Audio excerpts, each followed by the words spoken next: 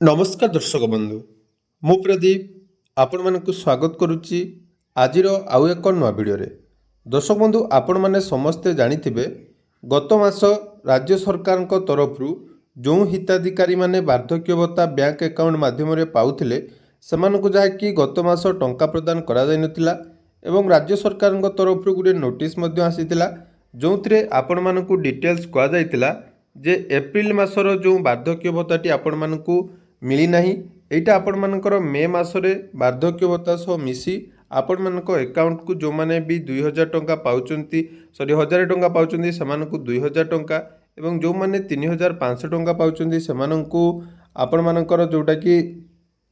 2 मासर टंका एकाथरे मिलिबो। तेणु बहुत सारा कमेंट वर्तमान आसुची जेहेतु वर्तमान 15 तारिख रु आज आपण मानकर नहीं डेट एक्सटेंड हो साराणी बढ़ी साराणी एवं आम जदि देखा जो मानकर टंका आपण माने को डायरेक्ट हैंड टू हैंड दि जाऊँगी से टंका जहाँकि 15 तारिख दिन पेमेंट हो सारी तेणु गत मास एवं यही मासर वार्धक्य भत्ता केबे मिलिबो एने आपण मानकर डाउट रोची। तेणु आसतु से विषय किसी डिटेल्स इनफॉरमेशन मुझे आपण मानकु दउची। या सहित बहुत बड़ गोटे खुशीर खबर रही जोटा कि आपण माने वीडियो शेष में जानीपारे। ता पूर्व जदि चैनल को प्रथम दर विजिट करछंती वीडियो को लाइक करेंगे, चैनल को सब्सक्राइब करने सहित पाखे थिबा बेल आइकन को क्लिक करी ऑल ले सेट करदेवे। तो आगर जो नोटिस आसला सामाजिक सुरक्षा और भिन्नक्षम सशक्तिकरण विभाग ओडिशा सरकार तरफ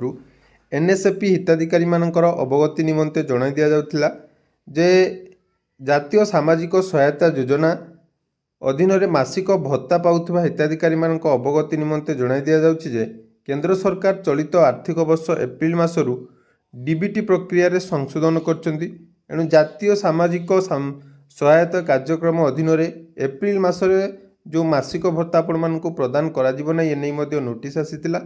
किंतु कहा जायतिला जे मधुबाबू पेंशन योजना रे जो माने मासिक भत्ता पाउचंती सेमानकु मध्ये टंका जाकि एप्रिल मासरे मिलिथिला। तेणु जो मानकर टंका आपण मानकर आसी नाही सेमानकु कुडे निर्देश दिया जायतिला जे उभय एप्रिल मासर भत्ता आपण माने एप्रिल मासरे और मे मासर भत्ता आपण माने मे मासरे प्रदान करा जिवो। तेणु जो अपडेट टी आपण मानकर थिला वर्तमान याकु नै बहुत सारा डाउट रोची जेहेतु 15 तारिख क्रॉस हो साराणी टंका केबे मिलिबो। देखंतु साधारणतः आमे जदि देखिबा जो मानकर हैंड टू हैंड पेमेंट दिया जाय सेमानकर 15 तारिख रे जाकि 15 रु आपण मानकर 2 दिन भितर 16-17 तारिख भितर टंका प्रदान कर दिया जाय एवं सेटा कि पीओ तांको निज अकाउंट रो आपण मानकर जो थाए फंड अकाउंट रु सेनु टंका उठे समस्त हिताधिकारी को प्रदान करथांती। बाकी रहिला आपण मानकर जो डीबीटी रे वर्तमान चेंजेस करा जायछि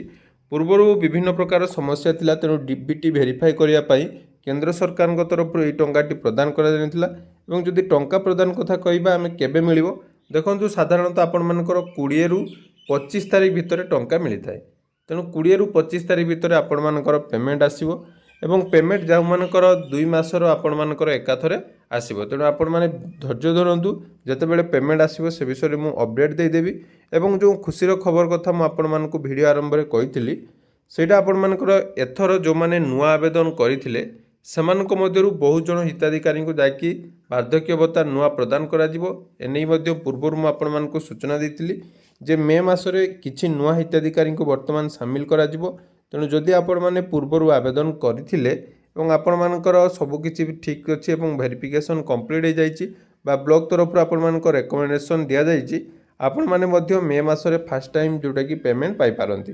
तेणु एटा रहिला आजिर अपडेट। आशा करूछि वीडियोटी आपण मानकु निहाती भल लागिथिबो। तो जदि वीडियोटी भल लागिछि चैनल को सब्सक्राइब करिवे एवं आपण मानकर कोन डिस्ट्रिक्ट वीडियो देखुचंदी कमेंट सेक्शन में जणाइबे। धन्यवाद।